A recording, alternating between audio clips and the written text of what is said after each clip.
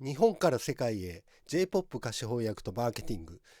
ということで近年世界中で日本カルチャーへの関心がね非常に高まっていて J-POP においてもその流れが大きな注目を集めています。世界進出海外展開っていうね言葉がいろんなところでね、言われていてですね、いろんな業界の集まりだったりでそういう話題が上ったりとかですね、あと自分もそういう調査とか音楽ビジネスのね調査みたいなのやってる中でこういうことをずっといっぱい書いてきてるんですけど、まああのこう大きな例えば国がどうするかとか業界がどうするかっていうのはあるんですけど、それぞれ何をすべきかっていうところについてですね、語ることってなかなかないなと思って、何ができるのか何から行えばいいのか、どんなことでその音楽シーンに貢献できるのかなってずっと考えてるんですけど、あとこのね音楽未来会議って本も今年の1月に出したんですけど、柴智則さん山内紀和さんと共著でですねイベントで話し合ったことが本にしたんですよね。そんな中でもやっぱり海外進出っていう話、海外展開という話やっぱりいっぱい出てきました。自分は本当地に足ついた行動どういうことができるのかなというのをずっと思ってきて、そんなところで去年の秋からですね、始めたのがですね、私のやってる株式会社ラボっていう会社でやっている歌詞のね多言語翻訳っていうのを、やってますね。やっぱり楽曲を伝えるアーティストが表現していることを伝えるっていう意味では何を歌ってるかって伝えることが非常に大事だなっていう、ことで、それをやった上でそこから海外マーケティングというのにもつながっていくなと、思いましたね。マーケティング会社をやっていてですね、その海外に関してはそれ以前の問題だなというふうに思いました。でその昨年秋から始めてですね、事務所さんだったりレーベルさんだったり、いろんなところの依頼で、大体200曲ぐらいね翻訳させていただいて、だんだんいい感じになってきてるなと思います。歌詞だけじゃなくてね、プロフィール文とか、ネットでの概要とか、そういったものの翻訳もやってます。このね、歌詞の翻訳っていうのが、非常にやはり奥深いなと、思いますね。特に日本語って、主語がないんですよね。こう私なのかあなたなのか私たちなのかそういうのなく普通に歌ってるところがあって、そこが良さでもあるんですよね。私とあなたの間に境目のない感情っていうのもあると思うんですけど、海外でやっぱりなかなかそこは外国語で表現する場合にそこは難しさだったり、する。あと詩などでやっぱりダブルミーニングとか比喩とか、あとその文化によってニュアンスとか変わることっていうのがいっぱいありますよね。あとね詩の開業、これってやっぱりオフィシャルの、歌詞っていうのは開業一も含めて、オフィシャルなんですよね。やっぱり制作者だったりアーティストがこれがこの歌詞の公式の形ですっていう、そう意味がね行で分かれてたりとかそういうこともあって、そこにもやっぱり訳す時に対応したりとかっていうことも、あります。あとさらに言うと音楽的な理解っていうのもこれ必要なんですよね。音と言葉がくっついて歌になってるわけで、そのジャンルとか曲調とかサウンドリズムとか、こういったね文脈の中で、何を歌ってるかっていうのを表現する長い歴史の中で今の歌があって、ここの理解も必要に、なります。はい。ただこういったこの歌だったり作品の世界を表現しよう正しく表現しようって思うがあまり完全一致を目指そうとすると、やっぱりその言葉が変わるとですね全くの一致っていうのはなかなか難しいんですよね。絶妙の役だねっていう、これはちょっとある意味作品を再構築してるような部分でもあって、そこまでするのか、もしくはシンプルに意味が伝わればいいってするのかっていう、この辺のバランス感覚も大事で、やっぱりデジタル時代に本当どんどんですね、たくさんの歌をですね海外の人に分かるように意味を伝えていかなくちゃいけないっていうのと、もう本当にこだわって、その言語に合わせた、作品としての訳詞っていうのを作るっていう、両方大事なことだなと思いますね。やっぱり表現っていうところの歌詞音楽そのものを大切にしてきたいって思うところでのそのこだわりっていうのもやっぱりこうしっかり追求していきたいなとも思いますね。なんでプロのねそういうバイリンガルの作家さんとか、そういう方からアドバイスとか監修とか受けたりも、してます。でね、この歌詞翻訳っていうのの先にある音楽デジタルマーケティングっていう、ラボは音楽デジタルマーケティングの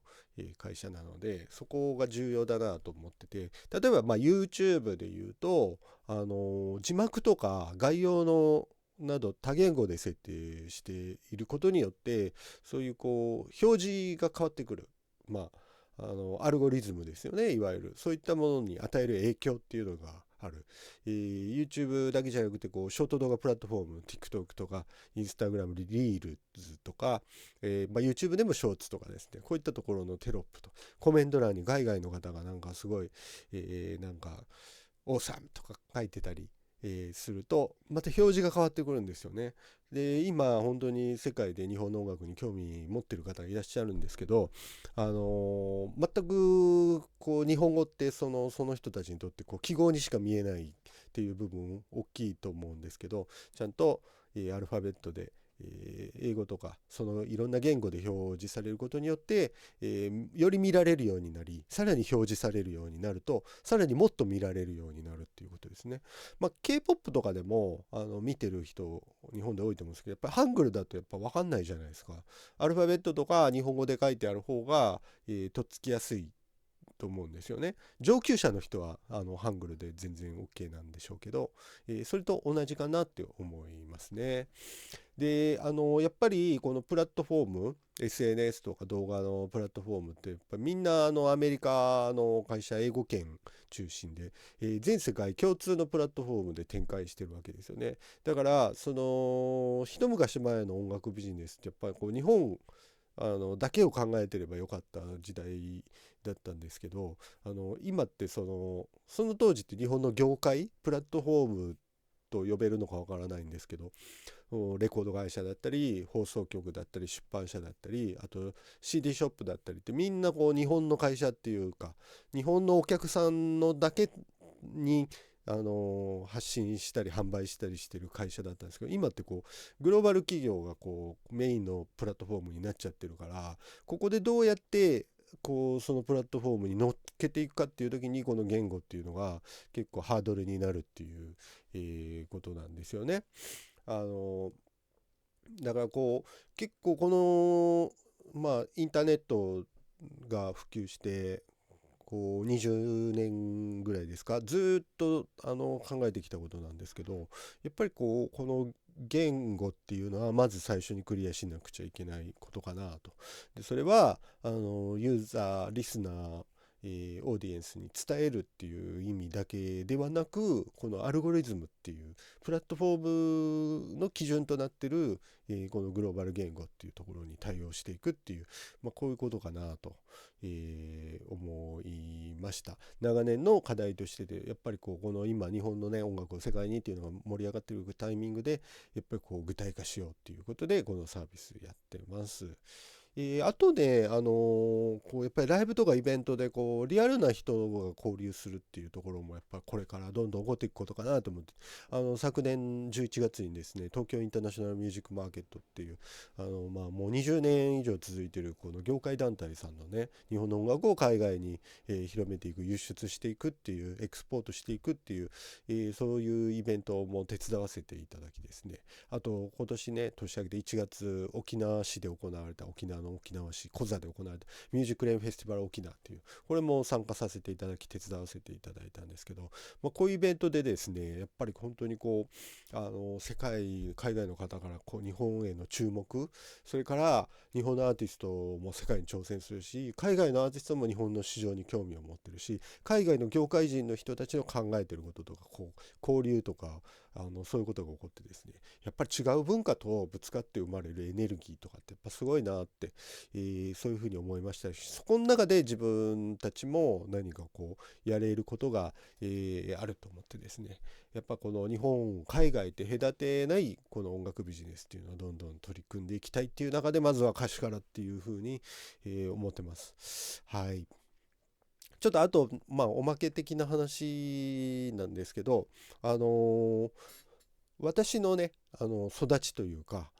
両親が日本の歴史の研究者だったんですよ。それで子供の時からですね、海外から日本のことを研究してる外国の方がいっぱいいらっしゃって、自分を可愛がってもらってですね。なので自分はもう子供の時からですね、その日本のことが好きな外国人っていうのにかなり慣れ親しんでる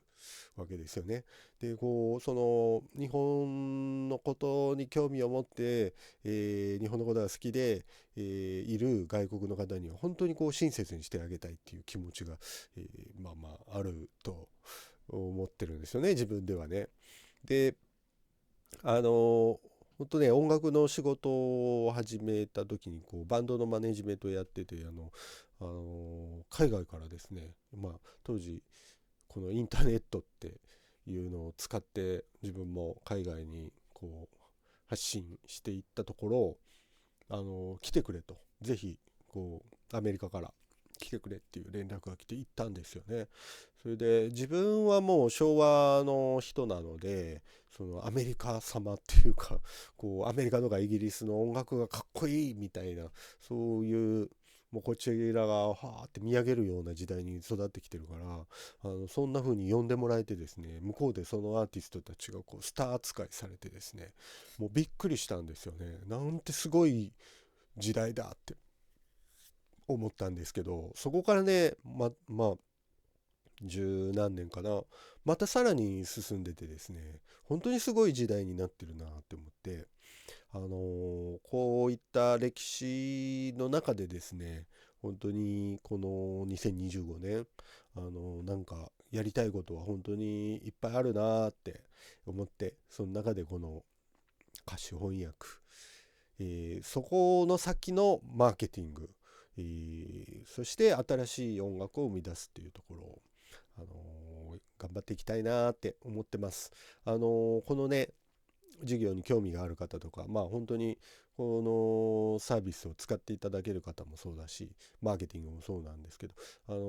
特にね、日本語ができる外国の方、日本のことが好きで、日本語を勉強して何か日本の音楽が好きで何か仕事にできたらいいなっていう方いらっしゃったらね、ぜひ連絡もらいたいなって、思ってます。本当にこれからのグローバルな J-POP を一緒に作っていく仲間っていうか集団をね、作りたいと思ってますんで、ぜひそういう方の連絡もお待ちしてます。ありがとうございました。